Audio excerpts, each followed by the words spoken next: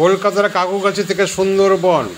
এই মুহূর্তে সমগ্র সুন্দরবন এলাকায় প্রবল ভারী বৃষ্টি হচ্ছে। রাতের মতন ঝড় অতটা না হলেও দাপট এখনো আছে।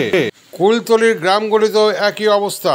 কুলতলির মইপিঠ বৈকুণ্ঠপুরে এলাকাবাসীরা গতকাল সন্ধ্যের মধ্যেই নিরাপদে সরকারি আবাসনে চলে যাওয়ায় দুর্ঘটনা ঘটেনি।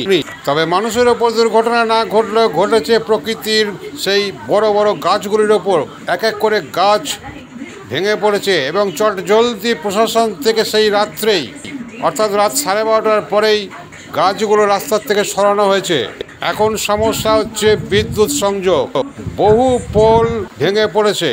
প্রশাসনিক তৎপরতা এবং স্থানীয় এলাকাবাসীদের সচেতনতায় তেমন দুর্ঘটনা না ঘটলেও কৃষক বন্ধুরা সমস্যায় পড়েছেন। এই রেমাল দাপটে বহু নোনা জল ঢুকে পড়েছে চাষের জমিতে।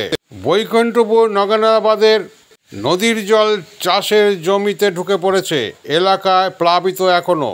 আরও একদিন সময় লাগবে জল নামতে। তাই আরেকটা সমস্যার সম্মুখীন আগামীকালই কৃষকদের মাথায় হাত পড়বে। কারণ নোনা জল ঢুকে ইতিমধ্যেই চাষের জমি ব্যাপক ক্ষতি হয়েছে।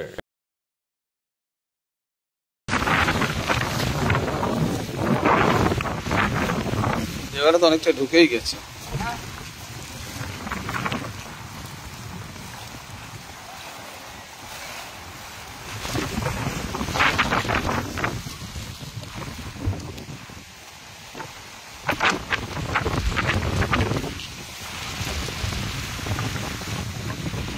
এবারে দেখুন কলকাতার কাকুরগাছি এলাকায় ভিআইপি রোড সহ অলিগলিতে জলে প্লাবন। প্রচুর জল ঢুকেছে গত রাত্রে। রেমালের ভয়ঙ্কর দৃশ্যে আছড়ে পড়েছে কলকাতাতেও। আপনারা দেখছেন এখনো চ্যানেল ইএনসি বাংলা থেকে আমি ডাক্তার সঞ্জয় সেন আপনাদের সামনে। কাকুরগাছি ফুলবাগান রাজার বাজার সমগ্র এলাকা জুড়ে বহু গাছ পড়ে গেছে।